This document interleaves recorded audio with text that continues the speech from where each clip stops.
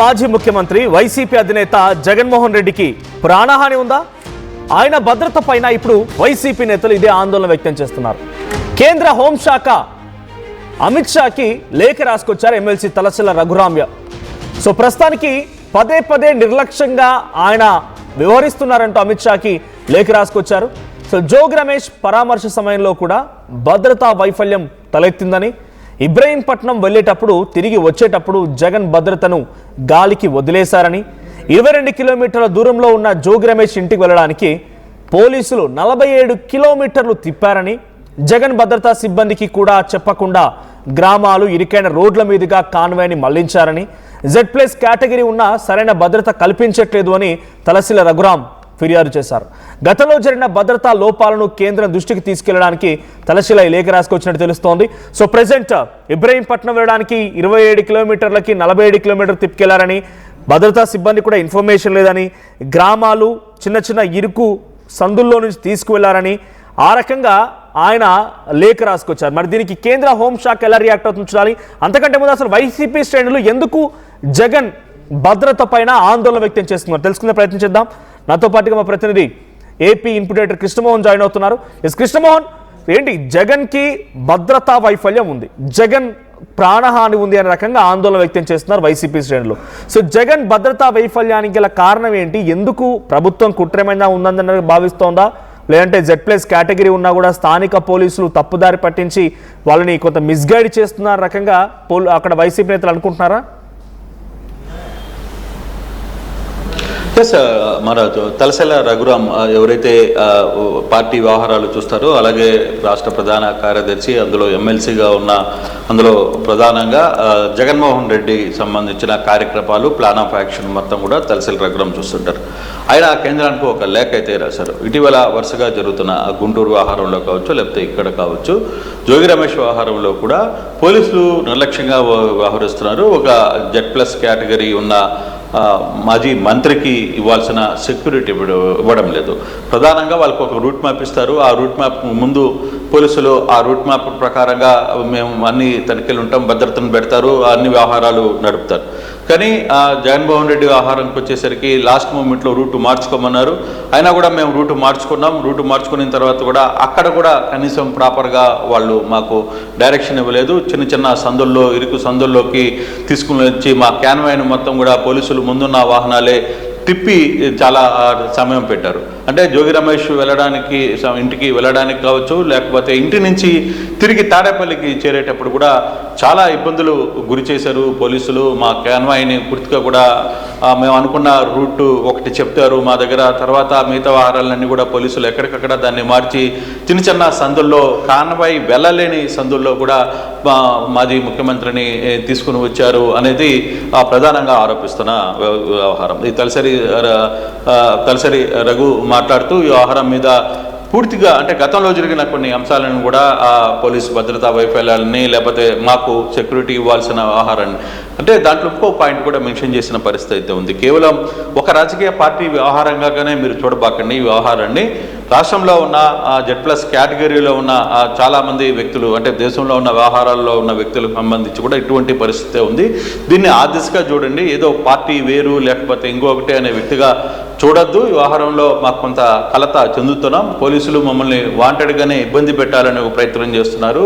ఎక్కడ కూడా ప్రాపర్గా మాకు ఇవ్వట్లేదు అనే దాని మీద ఆయన ఘాటైన లేఖను కేంద్ర సెంట్రల్కి పంపించిన పరిస్థితి అయితే ఉంది. అమిత్ షా కూడా లేఖ పెట్టారు.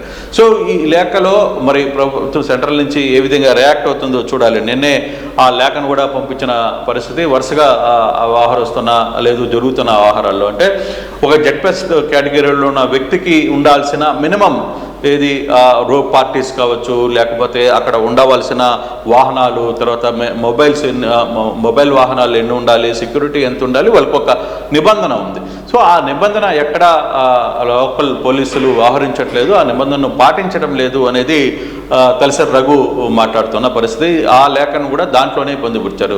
పార్టీల పరంగా చూడాల్సిన అవసరం లేదు. ఇక్కడ పూర్తిగా కూడా దేశం మొత్తం మీద కూడా Z+ కేటగిరీ ఆహారంలో ఎటువంటి నిబంధనలు అయితే ఉంటాయో, ఆ నాయకులకు ఎటువంటి నియమాలు నిబంధనలు ఆ రాష్ట్ర ప్రభుత్వాలు చూసుకుంటాయో అటువంటిది ఏపీలో ఎందుకు జరగట్లేదు అనే అంశాన్ని ఆయన లేవనెత్తే ప్రయత్నం అయితే చేశారో. ఆ లేఖ మీద ప్రభుత్వం ఏ విధంగా రెస్పాండ్ అవుతుందో కూడా చూడాలి. ఈ వ్యవహారం కొంత అంటే ఇప్పటికీ గతంలో కూడా ఒక లేఖ రాశారు. అందుకే మాకు ఇవ్వాల్సిన కేటగిరీస్ కావచ్చు, మాకు ఉండాల్సిన సెక్యూరిటీ వరంలో సెంట్రల్ కొంత రియాక్ట్ కావాల్సిన పరిస్థితి ఉంది, దాన్ని సీరియస్గా తీసుకోండి అనేది చెప్తున్న పరిస్థితి.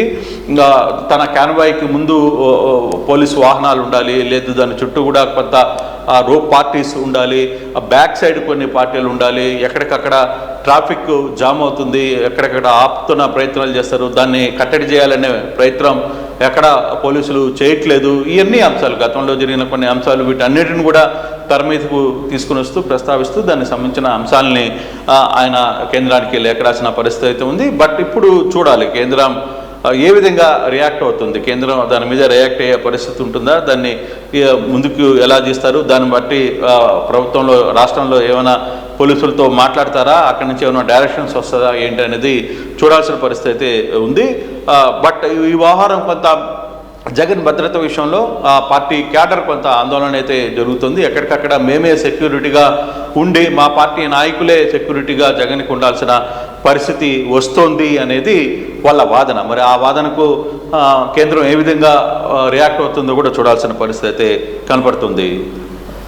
బయట గతంలో జరిగిన లోపాలను కూడా పొందుపరిచారని చెప్తున్నారు. సో దీనికి ఎవిడెన్స్ ఏదైనా ఆ లేఖలో ఉన్నాయా? అంటే గతంలో జగన్మోహన్ రెడ్డి మిస్గైడ్ చేశారని, లేకపోతే ఆ భద్రతా వైఫల్యం కారణంగా జగన్మోహన్ రెడ్డి కాన్వాయ్పై దాడి జరిగిందని, లేకపోతే ఇంకేదైనా కారణాలు, అంటే ఒక పోలీస్ వ్యవస్థపైనే, రాష్ట్ర పోలీస్ వ్యవస్థపైనే టార్గెట్ చేస్తూ కేంద్రానికి లేఖ రాయడం అంటే చిన్నగా ఏదో ఆయనకు భద్రత కల్పించలేని రకంగా వేగ్గా రాయలేం. కాబట్టి ఏ అంశాలని పొందుపరిచారు, గతంలో జరిగిన లోపాలను ఏ రకంగా ఎత్తు చూపారు ఈ లేఖలో?